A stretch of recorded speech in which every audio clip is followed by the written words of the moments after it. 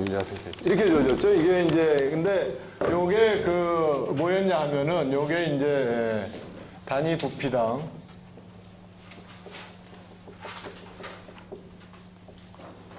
이 파동의 개수죠. 그러니까,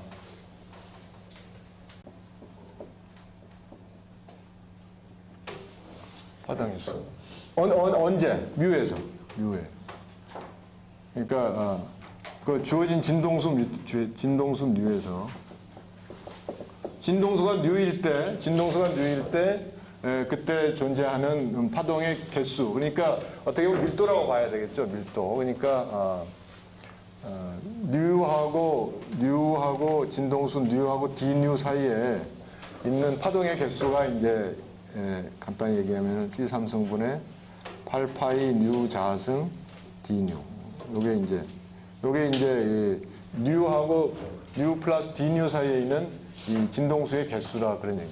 근데 진동수 하나당 평균 에너지가 우리가 이 KT라고 하죠. 에버리지 에너지가. 그러니까 진동수당 평균 에너지가 KT라고 그랬는데 여기서 좀 여러분들이 좀 혼동할 만한 얘기를 지난 시간에 한 것 같아요. 그러니까 여기서 K라는 거는 사실은 이거 볼츠만 상수입니다. 내가 지난 시간에 아마 막스웰 상수라고 잠깐 잘못 얘기를 한 것 같은데 이 KB는 볼츠만 상수로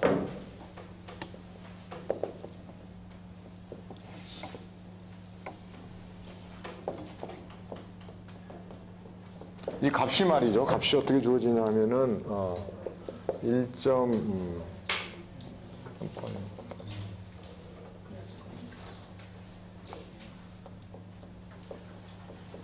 그러니까 1.381 곱하기 10의 마이너스 23승 줄 퍼 켈빈이니까 켈빈은 절대온도 단위죠. 절대온도 1도당 이만큼의 줄이 있다. 이 줄을 갖고 있는 게 KB다 이런 얘기죠.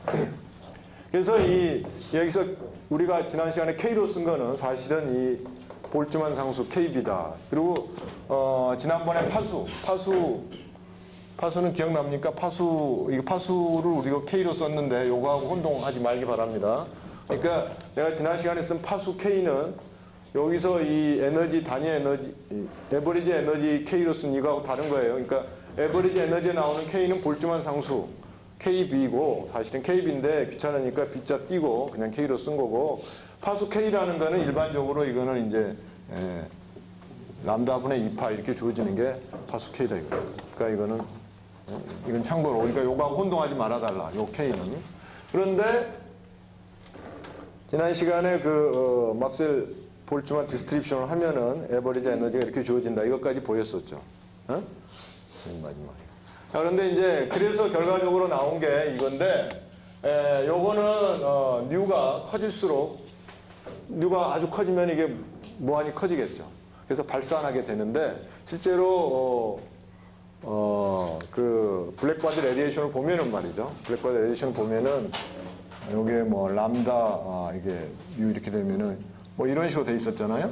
근데 요거의 람다는 이게 뉴분의 1에 비례하니까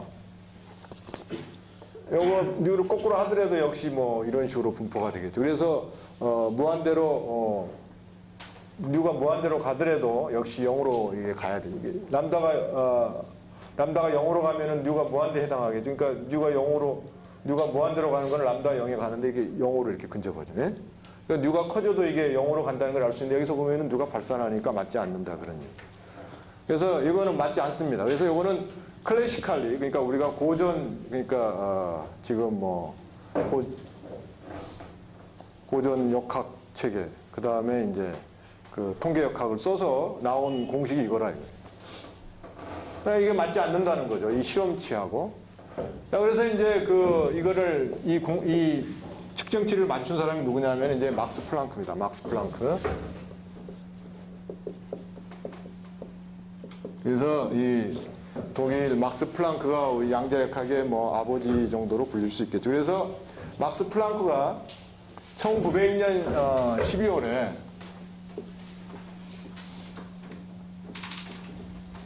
디셈버 14인가 뭐 내가 정확히 기억하면 아마 12월 14일인가 뭐 그쯤 될 겁니다. 그쯤 이걸 발표를 했어요.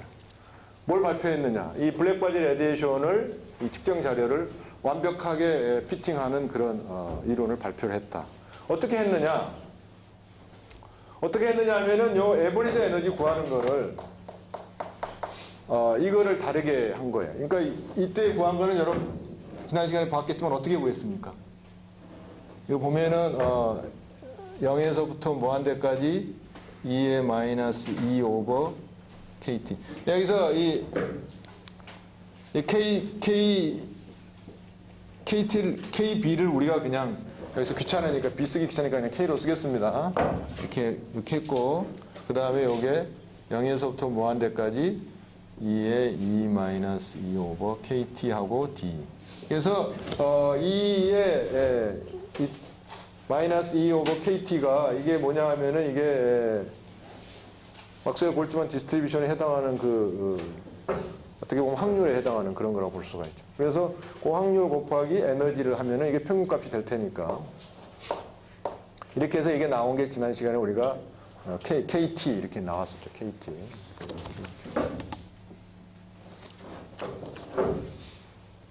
근데 이 막스 플랑크는 이제 이거 틀렸다는 걸 아니까 중요한 가정을 하는 그게 뭐냐면은 이제 막스 플랑크의 퀀텀 하이파시스인데 우리가 양자 가설이라고 그러죠. 양자 가설. 퀀텀 하이파시스는 뭐냐? 요거는 말이죠. 요거는 여기서 보면은 이 가정이 말이죠. 에너지가 0에서부터 무한대까지 연속적으로 이렇게 가질 수 있다는 거죠. 그러니까 0에서 무한대까지 적분을 해줬죠. 적분해줬는데 이 사람이 한 가정은 뭐냐 하면은 양자 가설이라는 거는 에너지가 이렇게 연속적으로 주어지질 않고 어떤 기본 에너지 단위의 배수로 주어지더라 이런 얘기. 그러니까 에너지가 어떻게 주어지냐면은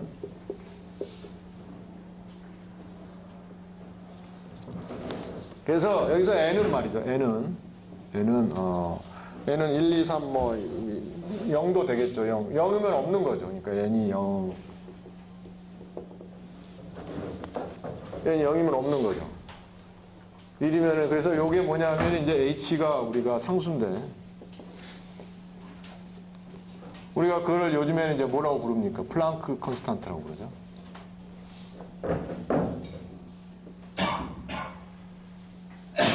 플랑크 상수라고 부르는데 플랑크가 가정을 어떻게 했냐면 말이죠. 이건 U는 진동수죠. 진동수? 진동수. 진동수에다가 어떤 상수 자기가 이제 결정한 값입니다. 어떤 상수를 값한 그런 뭉치의 배수로 주어진다. 이게.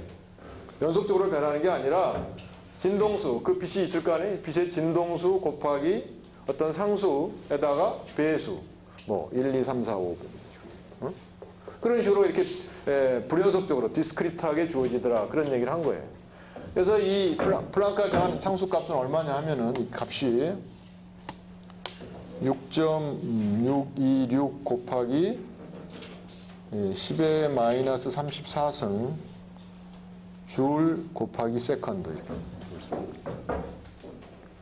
이러한 상수값으로 그러니까 이런 상수값은 이 블랙바디 레디에이션의 데이터를 피팅하기 위해서 이제 이 사람이 구한 상수겠죠. 이런 값으로 하면은 이런 상수값을 진동수에다 곱한 거에 1배, 2배, 3배, 4배 이런 식으로만 에너지가 주어지더라. 이런 가정을 한 거예요. 그래서 이게 이게 기본 뭉치잖아요. 그러니까 뭉치를 퀀텀이라고 그러죠. 뭉치를 퀀텀. 하나의 이 덩어리를 우리가 퀀텀이라고 그러는데 퀀텀은 하나의 덩어리고 덩어리가 이렇게 쓰면 뭐라고 그래요? 퀀타. 퀀타. 복수가 퀀타입니다. QUANTA. 퀀타. 그러니까 퀀텀. 덩어리 가정이다. 뭐 그런 얘기죠. 그래서 멋있게 양자 이렇게 양이라는 게 뭐 어떤 양의 덩어리. 자 그러면은 일본 사람들이 양자라고 그러면은 어떤 양의 덩어리. 그러니까 기본 어떤 그 에너지 덩어리다. 그런 얘기죠. 그러니까 퀀텀 하이파시스 이렇게 양자 가설이다. 그래서 지금까지는 이런 생각을 전혀 안 했죠. 고전적으로는 에너지가 이렇게 디스크리트하게 어떤 기본 단위의 정수배로 주어진다 이런 생각을 전혀 안 했는데 플랑크가 이런 가정을 한 겁니다. 이게 중요한 과정이죠. 이제 그러니까 양자 퀀텀 미케닉스 뭐 퀀텀 시어리 뭐 이런 게 다 지금 이런 디스크리트 됐다는 그런 거를 지금 밑에 깔고 있는 겁니다.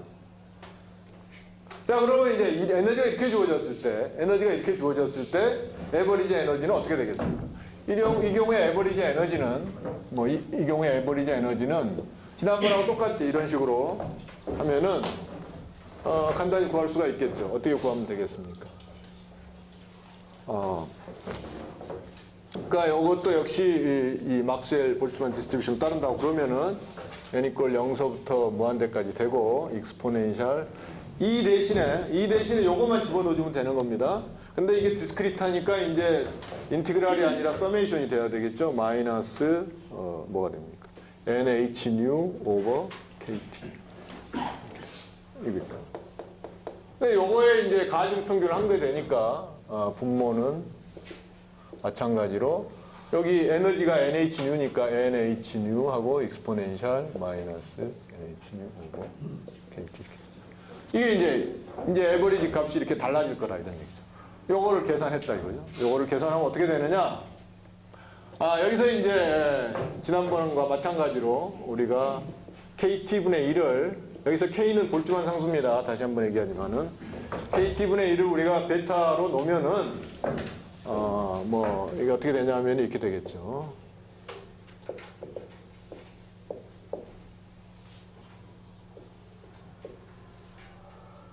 그 다음에 여기도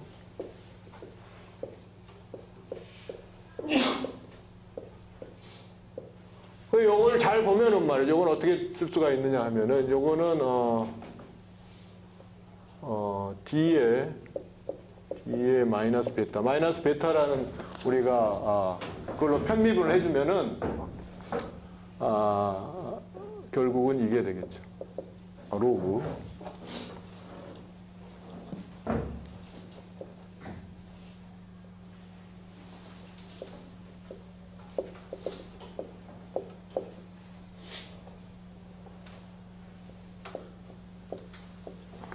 여기 일단 요거 여러분들이 알겠지만은 로그 하면은 그 분모로 내려오니까 요게 바로 1로 될 거고 그 다음에 이제 요 값 자체를 요걸로 미분해 주면 이게 나오겠죠. 그러니까 마이너스 베타로 하면은 NHν가 나오니까 이거 나오고 익스포넨셜 이렇게.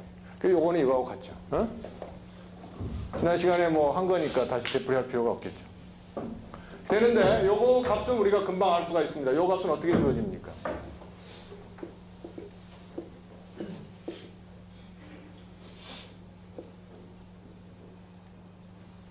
베타. 요거는 지금 이게니까 말이죠. 뭐 요거를 내가 x로 놓으면은 어떻게 됩니까? 1 마이너스 플러스 2의 마이너스 x. 그 다음에 뭐죠? 요런 거죠? 그렇죠. 그렇잖아. n이 0일 때는 1. 1이면은 마이너스 x, 2면은 마이너스 x 이렇게. 요거 값 알고 있죠? 요거 뭡니까, 요거? 요거 아니야? 무한급수. 여러분들 고등학교 때 배웠죠? 무한급수. 여러분들이 아마 미적분 시간에도 배웠을 때 이렇게 주어지니까 요거를 다시 쓰면은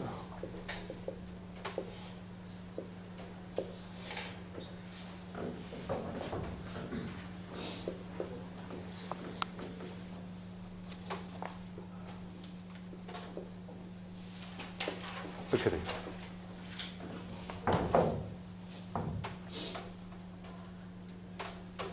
마이너스가 빠졌군요. 마이너스가 빠졌어.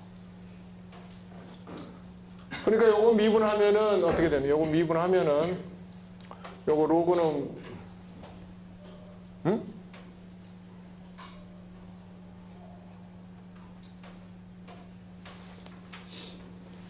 맞나? 로그를 미분하면 어떻게 됩니까? 요 로그에 이거니까 요거는 이거는 다시 쓰면 이렇게 쓸 수가 있겠죠. 다시 어떻게 쓸 수가 있냐면은 여기서 로그에 뭐 요거 분모는 마이너스 1이 되니까 마이너스 D에 마이너스 베타에 로그에 1 마이너스 1 베타 그렇죠? 로그 x분의 1은 마이너스 로그 x니까 요거 다시 쓰면 어떻게 되냐면은 마이너스 없어지고 다시 쓰면은 그래서 내가 이걸 플러스를 해버리겠어요. 해버리면 어떻게 됩니까? 1 마이너스 2의 마이너스 h 뉴 베타 하고 요거를 미분하면은 마이너스 없어지고 h 뉴 2의 마이너스 h 뉴 베타 이렇게 되겠죠. 그래서 요거는 다시 쓰면은 h 뉴 2의 h 뉴 베타 마이너스 이렇게 되죠. 그래서 이게 뭐냐면은 바로 h 뉴 2의 h 뉴 오버 kt 마이너스 맞습니까? 맞네. 예. 자, 그러니까 이 모드의 개수, 단위 부피당 파동의 개수는 뭐 계산한 게 틀린 게 없으니까 그걸 그대로 써주면은 말이죠. 전체 이 세기는 말이죠. 뮤의 요거는 이게 플랑크 경우에는 어떻게 주어지냐면은 C 3승분의 8파이 뉴 자승하고 그 다음에 KT 대신에 요걸 써줘야 되겠죠. 요걸 써주니까 H 뉴하고 익스포넨셜 H 뉴 오버 KT 마이너스 이렇게 되죠. 그러니까 요걸 다시 쓰면은 총 정리해서 다시 쓰면은 말이죠. 이렇게 됩니다. 요거 앞에 다 모아주면 말이죠. 다 모아주면은 C 3승분의 8파이 H 뉴 3승 이렇게 될 거고 2의 H 뉴 오버 KT 마이너스 1이에요. 이게 바로 그 유명한 플랑크의 레디에이션 포뮬라.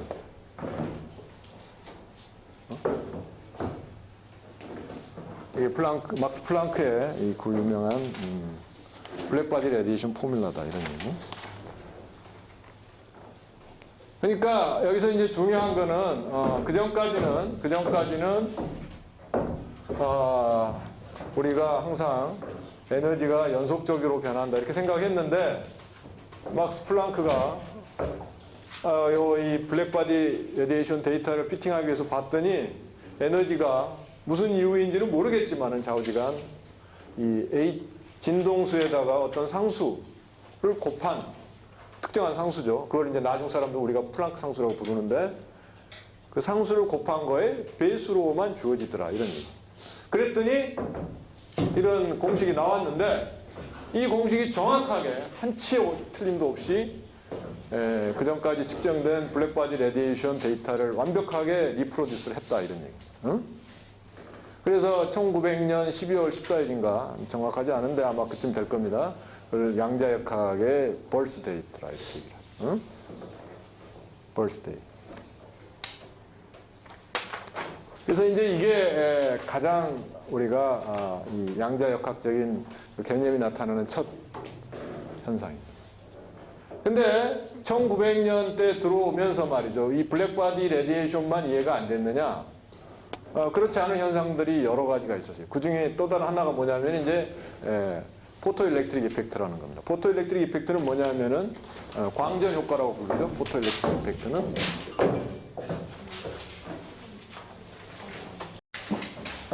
그래서 이제 이 포토일렉트릭 이펙트 광전 효과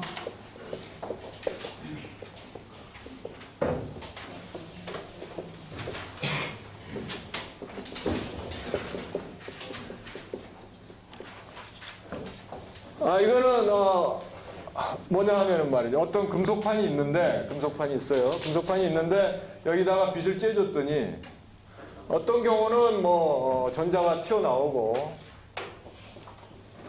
어떤 경우는 전자가 안 튀어나오고 뭐 그런 현상이 이렇게 발견이 된 겁니다.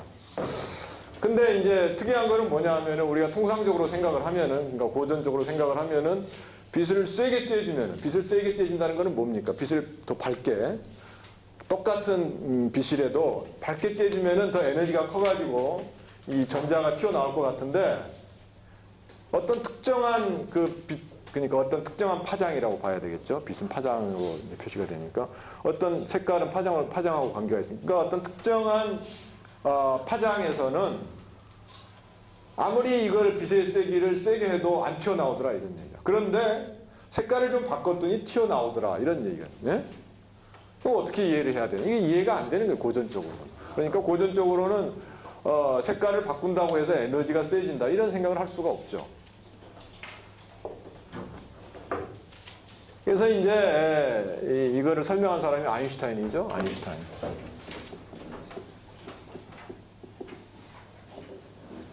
아인슈타인이 1905년에 이제 설명을 했죠.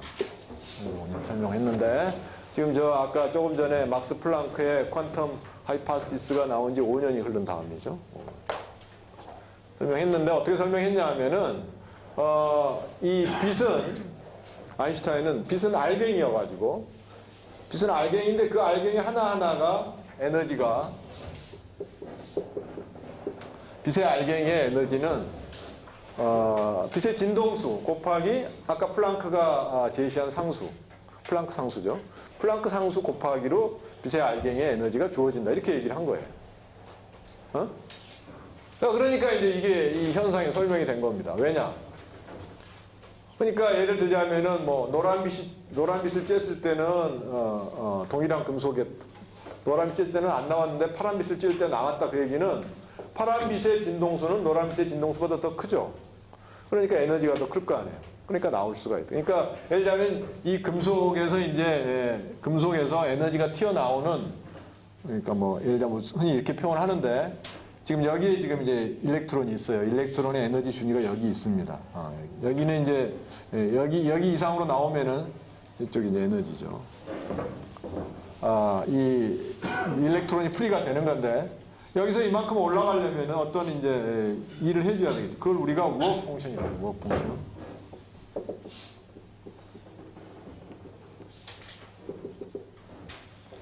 이 파이만큼의 에너지가 있어야지 일렉트론이 여기 밑에 잡혀 있다가 여기 이제 프리로 될 수가 있는데, 그러니까 이 빛의 알갱이의 에너지가 이 파이보다는 커야 되겠죠. 그러니까 이 경우에는 이 빛이 가지고 있는 운동 에너지, 키네틱 에너지라고 그러죠.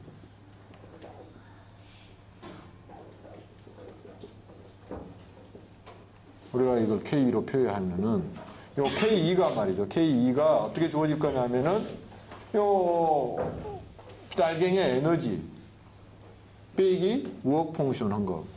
응? 그래서 실제로 측정을 해보니까 튀어나오는 이 전자들의 이 운동 에너지를 측정을 해보니까 정확하게 이 아인슈타인이 제시한 이 관계를 만족을 하더라고요. 정확하게. 응? 이게 바로 포토 일렉트릭 이펙트입니다. 얼마나 간단합니까? 이게 플랑크가 빛의 에너지는 hν 정수배다 이렇게 얘기를 했잖아요. 근데 그걸 써가지고 그걸 알갱이로 본 거죠. 한 발짝 더 나가서 빛은 알갱이인데 그 알갱이들의 에너지가 hν다 이렇게 본 겁니다. 플랑크는 그런 얘기 안 했습니다.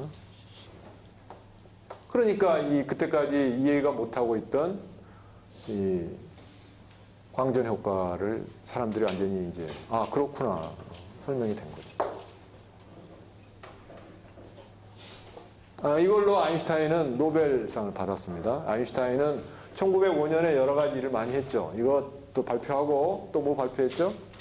특수상대성 이론도 발표하고 브라우니안 모션 설명하는 그 통계적인 논문도 쓰고 큰 일을 3개를 했는데 요 일로 노벨상을 받았습니다.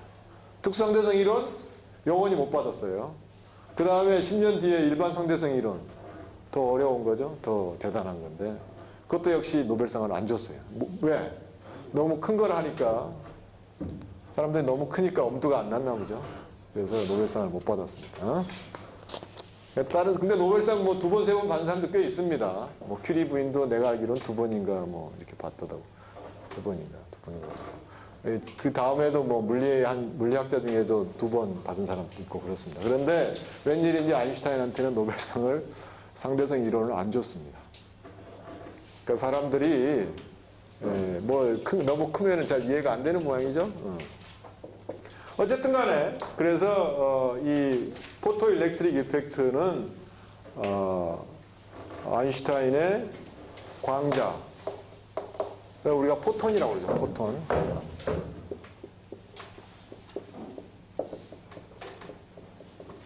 빛 알갱입니다. 빛 알갱.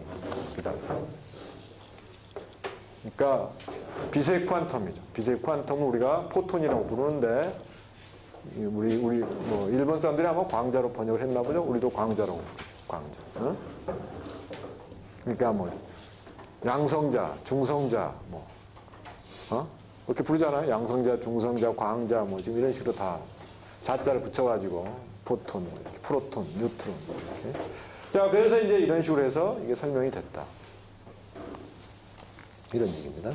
워크 펑션은 일함수라고 부르죠. 일함수. 그래서 이게 아인슈타인이 이게 노벨상을 받은 게 이게 1922년이라고 그래요. 1922년.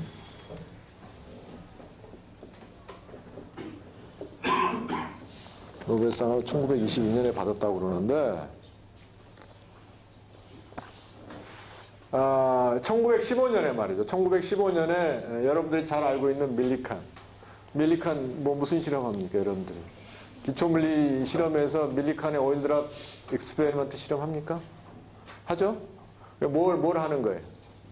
여기 기초물리 실험 안 듣는 사람들 들어야 됩니다. 뭐 기초물리 실험도 안 듣고 뭐 물리과 나왔다고 할 수 있습니까? 일단 엉뚱한 거 듣지 말고 그런 기본적인 실험 듣도록 하세요. 자, 그래서 그 밀리칸이 미국의 이제 유명한 실험 물리학자죠.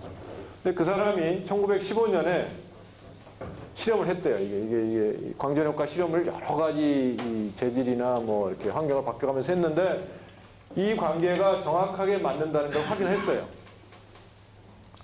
그런데 이 사람이 무슨 얘기를 했느냐? 아인슈타인이 빛이 알갱이고 이 알갱이가 이렇게 그 에너지가 이렇게 주어진다는, 빛이 알갱이라는 그 개념은 말도 안 되는 얘기다, 이렇게 얘기를 한 거예요. 어떻게 빛이 알갱이일 수가 있느냐? 그럼 사실은 요거는 설명이 맞지만은, 요 관계식은 맞지만은 그 개념은 틀렸다, 이렇게 이제 이 사람이 얘기를 했어요. 그 사람도 밀리칸도 노벨상 받았죠? 노벨상 받았습니다. 밀리칸의 오일드랍 실험을 해가지고 전하가 이렇게 퀀타이즈 돼 있다, 그거를 얘기했잖아요. 알고 있습니까?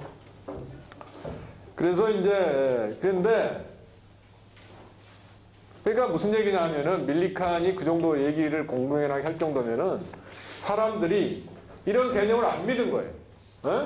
빛이 어떻게 알갱이냐, 그건 말도 안 되는 얘기다, 이런 얘기를 간단히 얘기를 해서.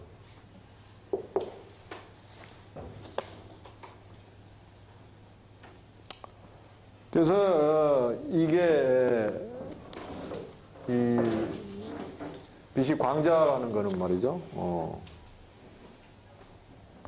사실은 이 1923년에 컴퓨턴이 이제 실험을 했어요. 컴퓨턴이 실험을 했는데, 이 사람도 역시 미국 물리학자인데, 컴퓨턴이 실험을 했는데, 빛을 말이죠. 빛을 이렇게 전자에다가 이렇게 쏴줬더니 전자하고 충돌을 할 거 아니에요? 근데 충돌을 하는데 정확하게 마치 빛이 당구공처럼 역학적으로 탄성 충돌해서 튀어나오는 거예요. 탄성 충돌은 아니겠구나. 어쨌든 간에 이 빛이 전자가 오면 이게 전자도 조금 움직이고 빛도 이렇게 갈 텐데, 여기 이제 원래 H뉴라고 그러면은 요 빛의 알갱이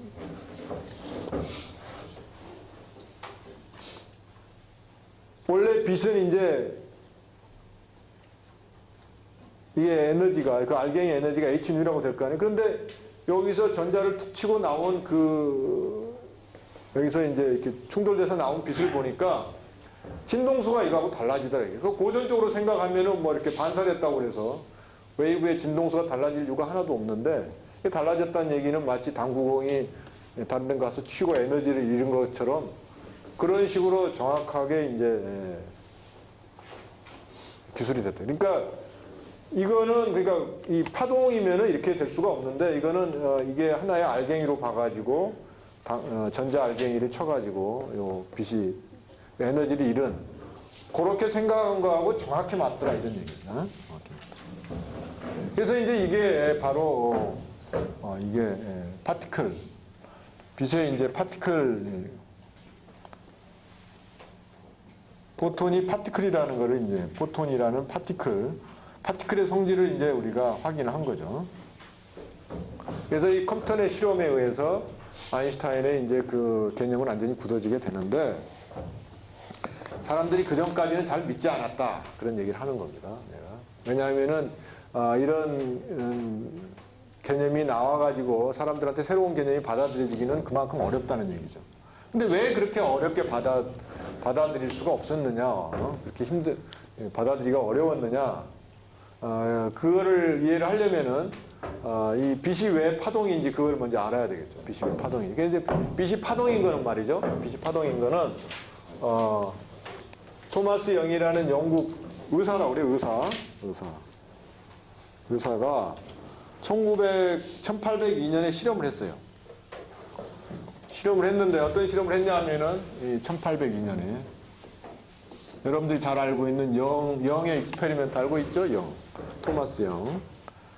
1802년 실험을 했는데 이 사람이 무슨 실험을 했냐 하면은 더블 슬릿 실험을 했어요. 더블 슬릿. 그러니까 더블 슬릿이라는 건 뭐냐 하면은 여기 이제 스크린이 있는 거죠.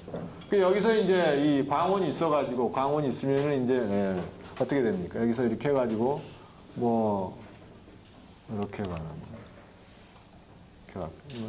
양쪽으로 갈 거 아니에요? 근데 이제 통과를 해서 갈 텐데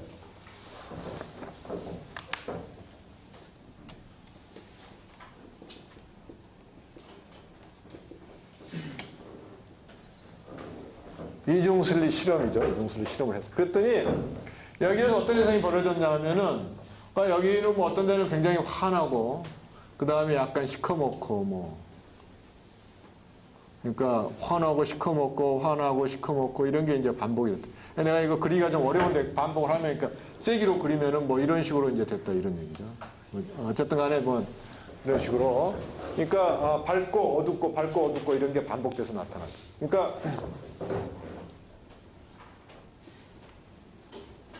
이거 잘못 그렸나 이거. 어쨌든 간에 요거에 해당하는 게 요겁니다. 요게 해당하는 게 여기고 뭐 이런 식으로 이제. 그러니까 이게 밝고 어두운 게 이제 반복이 돼서 나타났는데 여기서 희한한 건 말이죠. 자, 그래 내가 여기다가 마개를 하나 둬가지고 마개를 떼면은 이런 게 나타나고 마개를 하면은 어떻게 나타나? 여기서 이런 식으로 나타나겠죠. 이런 식으로. 여기를 중심으로 해서 세기가 이런 식으로 나타나. 그러니까 이렇게 브로드하게 밝은 것만 나타나지 어두운 패턴은 안 나타나요. 근데 이걸 떼는 순간 그다음에 요거를 열고 요거를 막으면 역시 이쪽에 이런 밝은 패턴이 나타나요. 그러니까 한쪽만 열면은 밝고 어둡고 이런 게 안 나타나는데 양쪽을 다 열면은 밝고 어둡고 그런 패턴이 나타난다. 이게. 그러니까 무슨 얘기냐면 이거 좀 우리가 상식적으로 이해하기가 어렵습니다. 무슨 얘기냐면 이게 한쪽을 열면은 여기가 밝고 이쪽도 열고 밝으면은 양쪽 다 열면은 요거 합친 게 돼야 될 거 아니에요. 근데 그렇지 않더라 이게. 이거를 여는 순간 여기 밝았던 데가 어두워진다 이런 얘기예요. 어떻게 그런 일이 있을 수가 있나요? 예? 그러니까 알갱이가 이렇게 차곡차곡 쌓이면은 그런 일이 벌어질 수가 없겠죠. 이거는 이제 파동의 간섭 실험이다 이런 얘기. 그러니까 이건 뭐냐면은 여러분들이 파동의 간섭 실험 뭐 대표적인 게 이제 물이 있죠. 물을 이렇게 여기서 평면파를 쭉 보내면은 여기서는 이제 이렇게 구면파가 나가겠죠. 구면파가 나가고 여기 슬릿이 두 개 있으면은 여기서 다시 구면파들이 나가죠. 여기서도 구면파들이 나가고.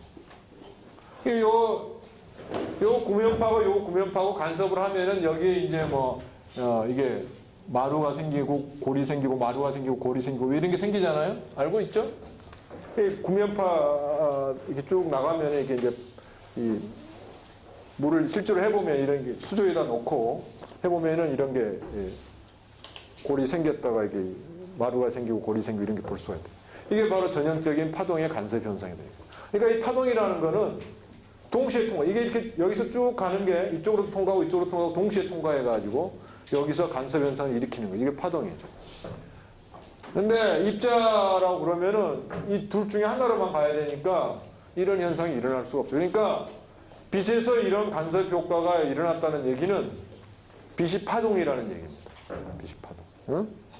이거는 뭐 틀림없는 사실. 이거 우리가 금방 이게 물 가지고 해보면은 이 파동이 이렇게 골과 마루가 생긴다는 거 금방 아니까.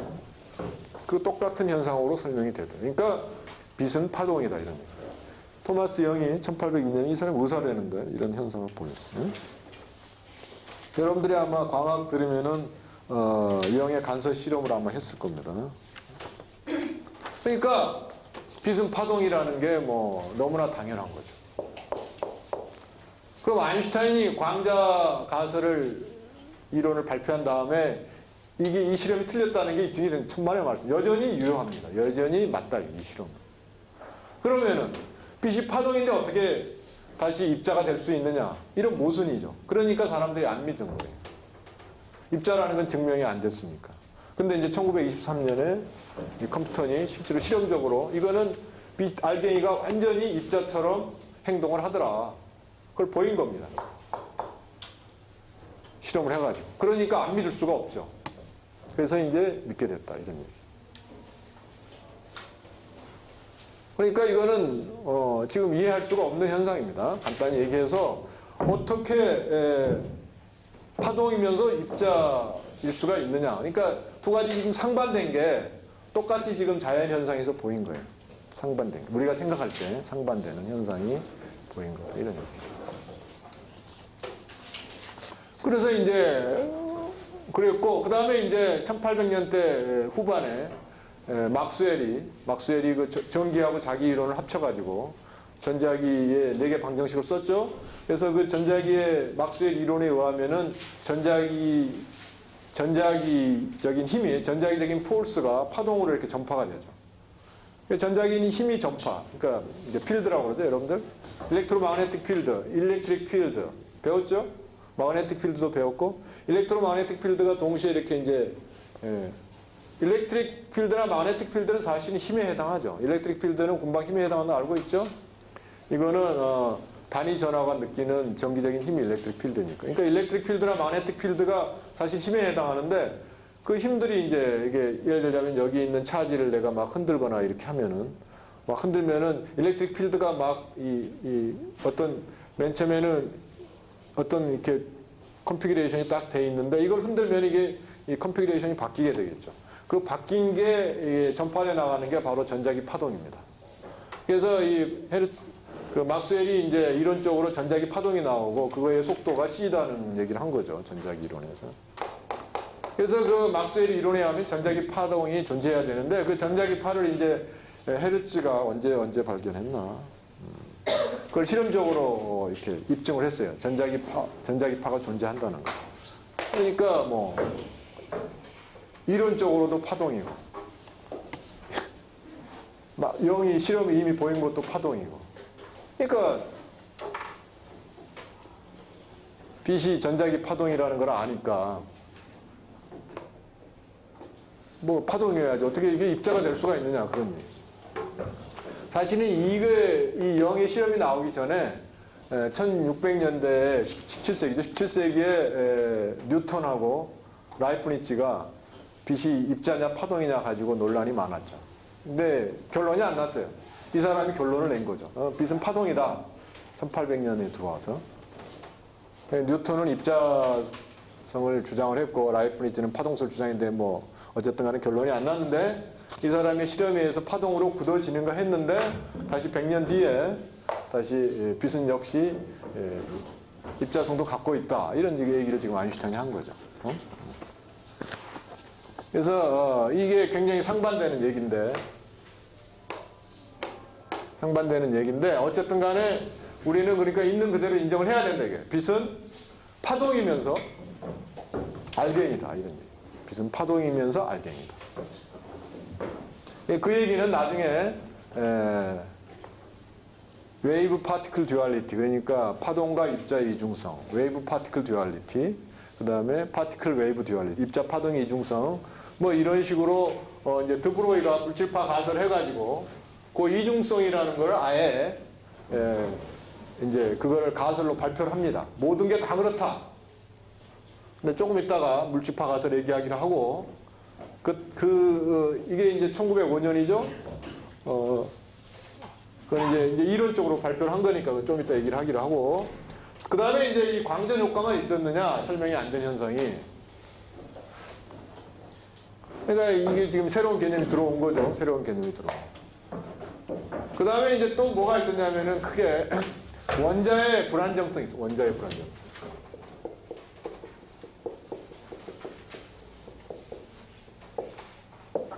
원자의 불안정성이 있었어.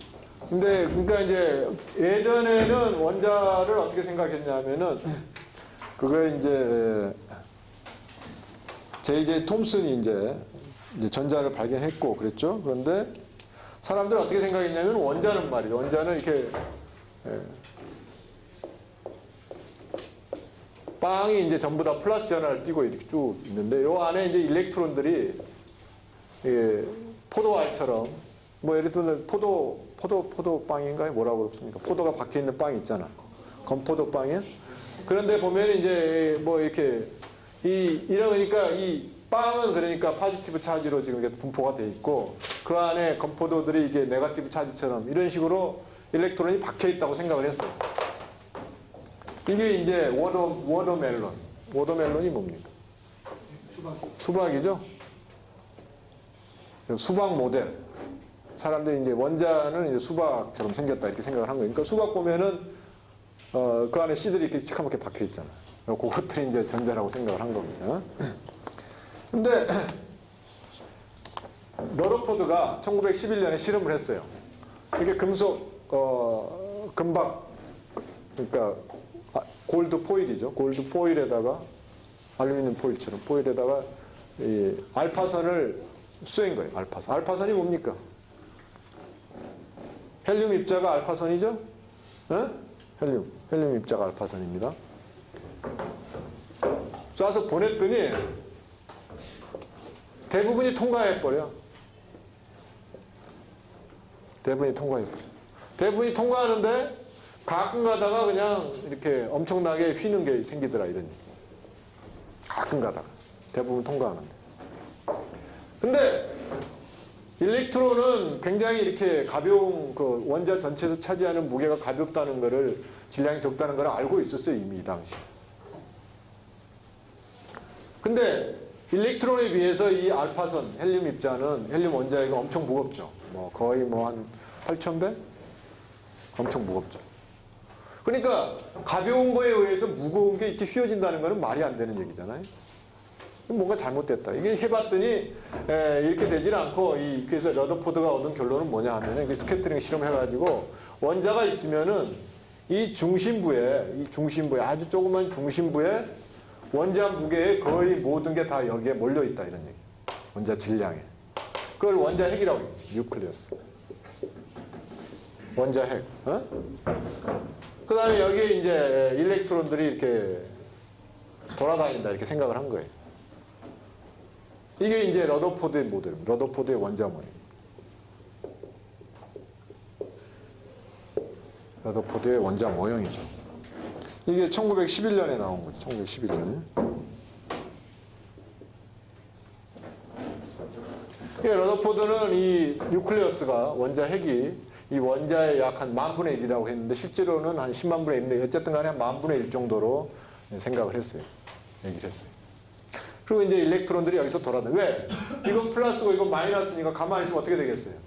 전기적인 인력에 의해서 이렇게 달라붙어 버리겠죠. 그러니까 돌아다니면 어떻게 돼? 원심력이 있으니까 안 떨어지고 돌아다닌다. 이렇게 궤도. 그래서 우리가 지금도 보면은 뭐 원자 핵 그림 뭐 이렇게 해놓고 막 이렇게 막 그리고 막 그러잖아요. 방사능 이런 거. 러더포드 모델. 근데 이게 큰 문제가 있습니다. 무슨 문제가 있느냐? 이 중력에서는 말이죠. 중력에서는 이 원운동을 하더라도 에너지 소모가 없습니다. 알고 있죠? 왜 그렇습니까? 중심력에서 이렇게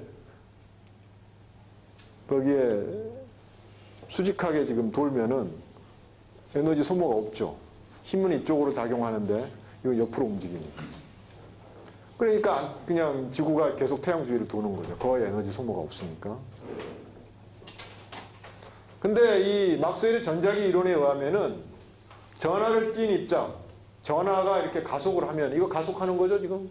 궤도 따라 놓으면 이게 방향이 수시로 바뀌니까 가속을 하는 거죠. 가속을 하면은 레디에이션을 내게 되죠. 그러니까 복사파를 방출한다 이런 얘기예요. 레디에이션을 한다. 레디에이션 한다는 얘기는 지금 아까 뭐 흑체 복사에 나왔지만 에너지를 방출하는 거예요. 에너지를 방출하면 어떻게 됩니까? 에너지를 잃고 점점 궤도가 점점 줄어들어가지고 쭉 떨어지겠죠. 그래서 고전 그 막스웰의 전자기 이론에 의하면은 이 러더포드 모형에서는 말이죠. 전자가 원자핵으로 뭐 순식간에 떨어져 버려야 돼요. 뭐 100만 분의 1초 뭐 이런 예를 들자면 그렇게 빠른 시간에 바로 이렇게 떨어져 버려요. 그러면 원자라는 게 존재할 수가 없죠. 그래서 원자의 안정성이라는 게 이게 이 러더포드 모형으로는 러더포드 이 실험으로 노벨상 받았죠. 존재할 수가 없는 거예요. 원자가 안정적으로 존재할 수가 없다 이런 얘기.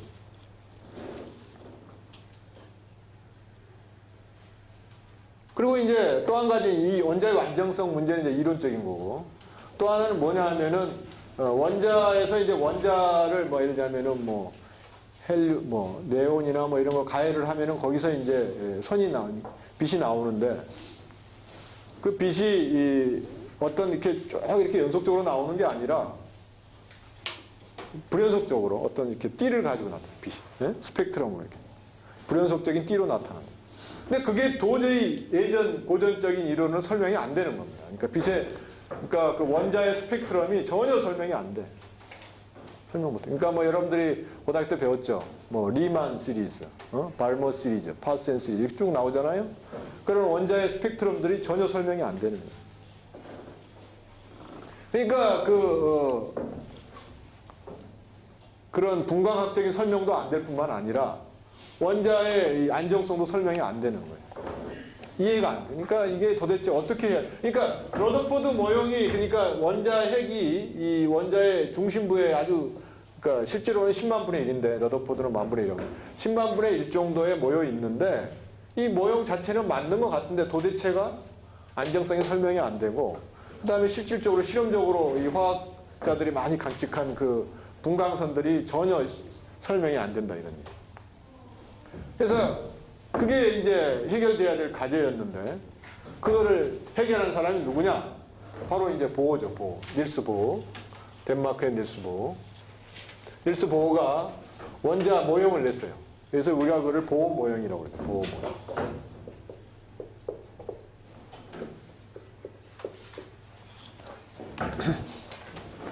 보어의 그 아토믹 모델을 냈는데 어떻게 냈냐 하면은 보어가 이런 가정을 한 겁니다. 큰 가정을 두 개를 했는데 1번 뭘 가정했냐 하면은 원자에서 이렇게 궤도 운동을 하고 있는 이 전자들은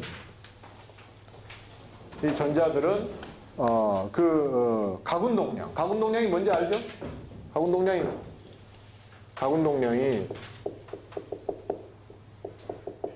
가군동량이 전자의 가군동량들은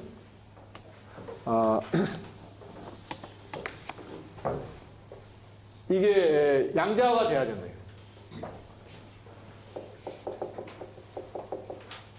양자 아까 나왔죠? 양자는 뭐 퀀텀이다 이게 퀀텀. 어떻게 돼야 되냐면 그러니까 가군동량 L은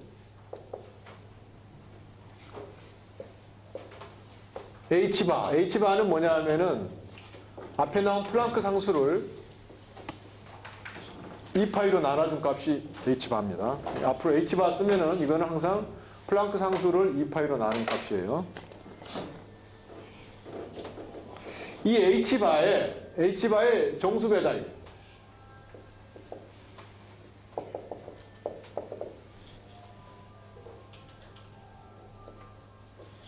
정수 배달. 운동이 이렇게 줘요.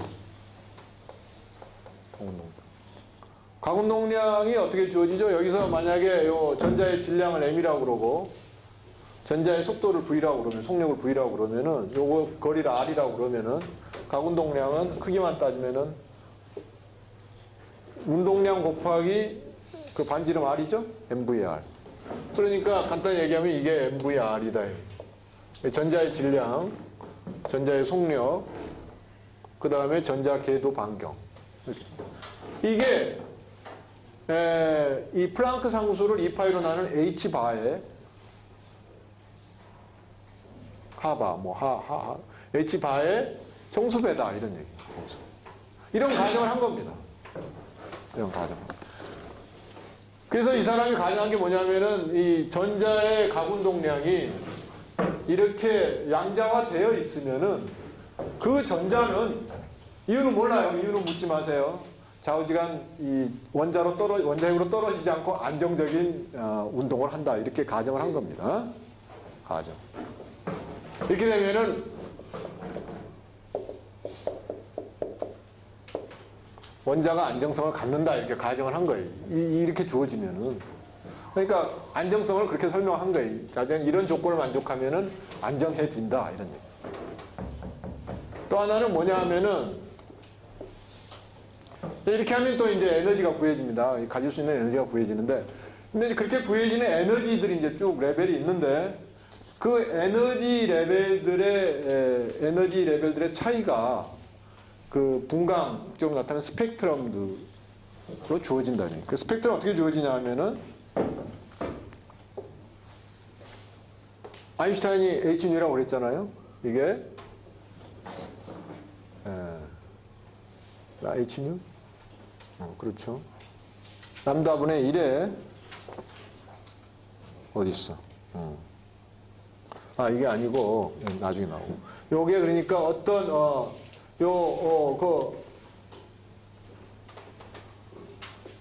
에너지 레벨이 있다 그러면은 어떤 처음에 에너지가 있었다 그러면은 처음의 에너지에서 나중 에너지로 이렇게 이 전자가 상태를 변환시키면은 그때 요 에너지의 차이만큼 이게 빛 알갱이가 나온다. 그 빛 알갱이 나오는 게 바로 H누다 이렇게 얘기를 한 거예요. 네? 그러니까 요 처음 상태에서 나중 상태로 전자가 변이를 하면은 그 에너지 준위의 차이만큼이 바로 그 방출되는 빛의 에너지다 이렇게 얘기를 한 겁니다.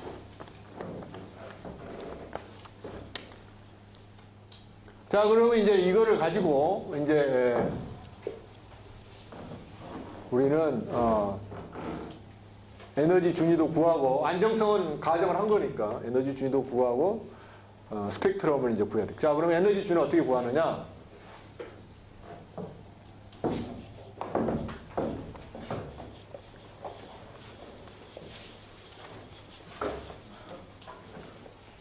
에너지 준위를 구하려면은 여러분들 잘 알다시피 이제 이게 원자핵은 굉장히 무거우니까 그냥 고정돼 있다고 봅니다. 고정돼 있다고 편의상 고정돼 있다고 보고 전자가 움직인다고 보면은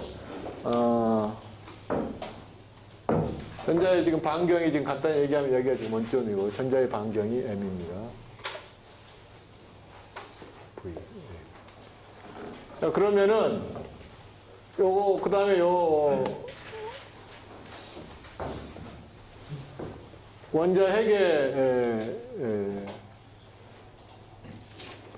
전하가 Z2라고, 그러니까 Z2라고, Z2 플러스죠. 이거는 이제 일렉트론 마이너스. 그러면은 어떻게 주어지냐면은 전체 에너지는 어떻게 주어집니까? 전체 에너지는 아까 운동 에너지, 키네틱 에너지 플러스 포텐셜 에너지가 돼야 되니까 키네틱 에너지는 2분의 1, 이게 지금 전자의 에너지를 얘기하는 겁니다. 2분의 1 MV 자승이고 포텐셜 에너지는 여러분들이 이게 쿨롱 포텐셜로 주어지겠죠. 그러니까 어떻게 주어지죠? 마이너스 전자의 전하는 마이너스 2니까 R분의 Z2 자승 이렇게 주어지겠죠. 이게 이제 전체 에너지입니다. 전체 에너지.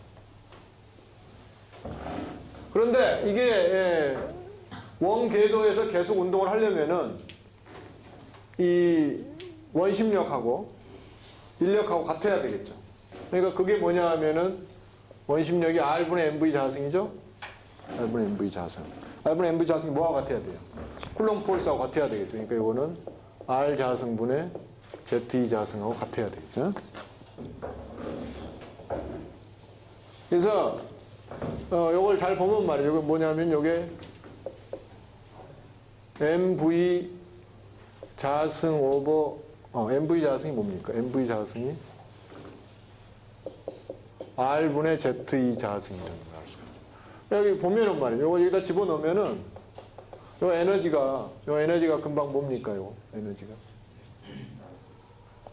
MV 자승이 R분의 ZE니까 요거는 마이너스 2분의 1의 R분의 ZE 자승이라는 걸 알 수 있으니까 이 포텐셜 에너지의 지금 딱 절반이 지금 전체 에너지라는 걸 알 수가 있어요. 이게 그러니까 이제 이게 평형을 이룰 조건이죠. 계속 궤도 운동을 할 조건. 근데 여기서 보면은 말이죠. 여기서 R을 우리가 구할 수가 있어요. R이 어떻게 주어집니까? R이 어떻게 주어지냐 하면은, R을 구하기 전에 먼저 V를 구해볼까요? V를 구해보면은, 아까 여기 그 양자화 조건 있죠? 양자화 조건하고, 요 조건을 같이 쓰면은 어떻게 됩니까?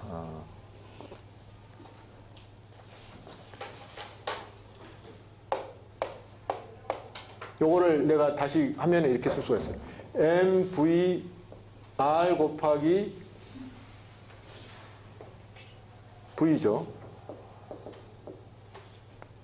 이렇게 되죠. 근데 요게 뭡니까, 요게?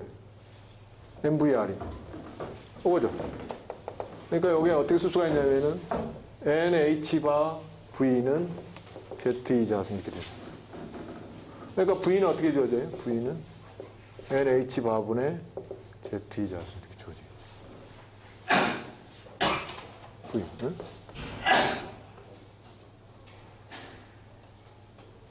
그러니까 여기서 R은 어떻게 주어집니까? 그래서 R은 MV 자승분의 ZE 자승이니까 요 V를 여기다 집어넣으면은 말이죠. R이 어떻게 주어지냐 하면은 계산하면은 M분의 ZE 자승하고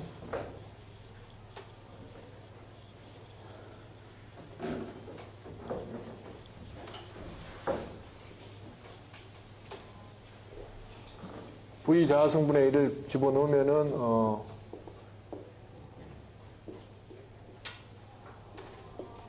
5의 자승이니까 어떻게 주어지겠어요? 뭐가 잘못됐나? 맞는 것 같은데. 그래서 하면은 Z에 M, E 자승하고 N 자승, H 바 자승 이렇게 주어지겠죠. 이게 R이 이거죠? 다시 여기다 집어넣으면은 어떻게 됩니까? 집어넣으면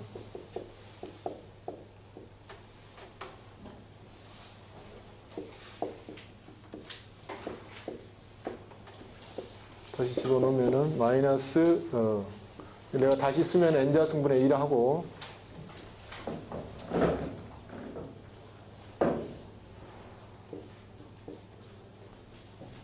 n자승 1하고 2의 h바 자승하고 m z 자승 2 자승 이렇게 되죠. 이렇게 되죠. 그래서 여기서 n이라는 게 뭐였습니까? n이라는 게 여기서 n이라는 게 예.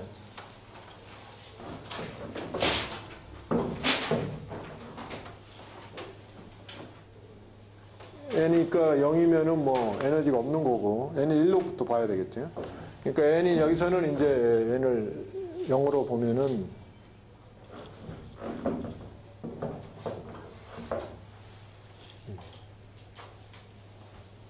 여기서는 n이 0이 되면 좀 문제가 있겠죠. 무한대가 돼버리니까. 그러니까 n이 1서부터 하는데, 그러니까 여기서 n을, 0이 되면 안 되겠죠. 근데 사실은 말이죠. 사실은 양자역학에 의하면은 n이 0도 가능합니다. n이 0도 가능한데, 여기서는 일단은, n이 0인 경우는 안 되네.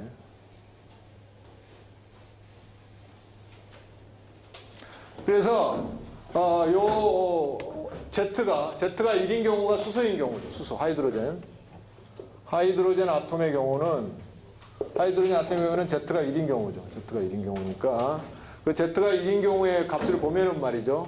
하이드로겐의 경우는 2가 어떻게 주어지냐면 마이너스 n자승분의 1에 2의 h바 자승분의 m2 4승 이렇게 주어지죠. 그래서 요거 2h바 자승분의 m2 4승 요거를 우리가 어떤 요거가 상수인데 요걸 우리가 리드버그 컨스탄트라고 합니다. 리드버그 컨스탄트.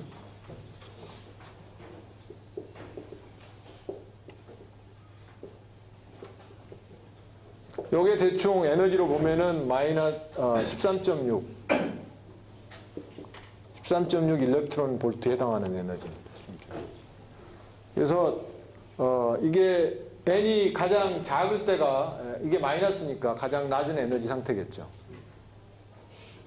n이 커지면은 이게 점점 줄어드니까. 그래서 n이 1일 때가 마이너스 13.6 일렉트론 볼트, n이 2일 때가 뭐 5의 4분의 1 이렇게 돼서 에너지가 이제 이렇게 이게 마이너스 13.6 일렉트론 볼트. 그 다음에 이제 여기 0이라고 그러면은 요게 이제 여기 n 이퀄 1, n 이퀄 2, 그 다음에 n 이퀄 3이면 이게 점점 줄어들겠죠. 그래서 여기서 뭐 무한히까지 이렇게 쭉. 어쨌든 간에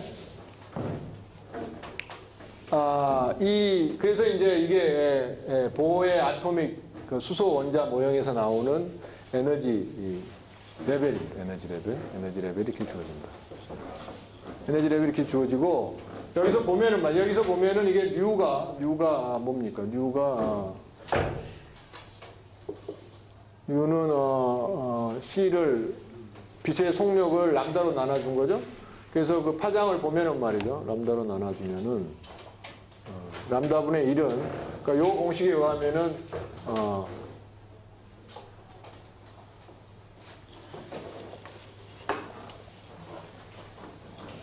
여기서는 하여튼간에 여기 0도 들어가는데 요 공식에 의하면은 말이죠. 람다분의 1은 어떤 컨스탄트 곱하기 이렇게 주어지더라고요. 컨스탄트. EI, NF인데, EI가 뭡니까? N이죠? 그러니까 요거를 우리가 어떻게 해야 되냐면은, 어떻게 돼야 되나? N. 요거 성수로, 요건 다 상수니까 요걸 하면은 NI의 자승분의 1 빼기 NF의 자승분의 1 이렇게 돼. 응? 상수? 반대인가? NF, 이게 마이너스가 있으니까 마이너스에서 여기 이게 바뀌겠죠. 이 컨스탄트가 플러스면은, 왜냐면 여기 앞에 마이너스가 있으니까, 요 앞에 n으로 쓰면 이게 바뀔 거 아니에요. 지금 여기 마이너스가 있잖아요. 마이너스가 있으니까 내가 요거를 해주면은, 요거를 이게,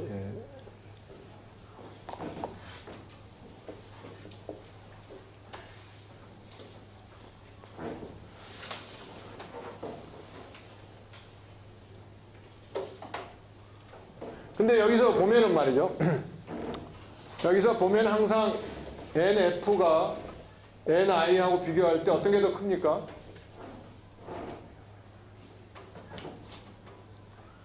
그러니까 처음 에너지는 더 높은 에너지잖아요. 높은 에너지고 나중 에너지는 더 낮은 에너지여야 되니까 NF가 NI보다 여기서 아까 높은 게 더 큰 거죠? 맞아요? 더 작은 거죠. 더 작은 게 밑에 있잖아요.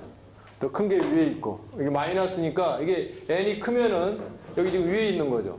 n이 작으면은 이게 더 마이너스가 커지니까 밑에 있는 거죠. 그러니까 nf가 더 작습니다. 네? 오케이? 그래서 이런 조건을 만족하는 이런 식으로 주어지더라 이런 얘기예요. 그래서 NI나 NF는 지금 그러니까 NI는 뭐 2, 3, 4 이런 게 있을 수가 있고 NI가 2일 때 NF는 1밖에 없겠죠. 1밖에 없는데 NI가 3일 때는 NF가 1이나 2가 있을 수가 있고 4일 때는 뭐 2, 3, 1이 있을 수가 이런 식으로 된다. 그래서 이 NI가 2일 때를 우리가 뭐라고 그래? NF가 1일 때. NF가 1일 때. 그러니까 체중이 이거 일로 떨어지고, 그러니까 뭐 여기서 일로 떨어지고, 이것도 일로 떨어지고. 이런 것들을 우리가 리만 시리즈라고 그러고, 그 다음에 NF가 2일 때를 우리가 발머 시리즈, NF가 3일 때를 파센 시리즈 이렇게 하는데, 그게 정확하게 그 전에 나온 리만, 발머, 파센 시리즈에 나오는 요건 우리가 계산할 수 있죠. 여기서 내가 계산 안 했지만 계산 가능하죠. 정확하게 이 분광선을 리프로듀스 했다 이거예요. 응? 그래서 고의 모델은 요거를 그냥 가정한 거니까 앵귤러 모멘텀이 이렇게 주어지면 원자가 안정된다. 그런 가정을 하긴 했지만은 어쨌든 간에 이 분광선을 정확하게 설명을 했습니다. 오늘 여기까지 하겠습니다.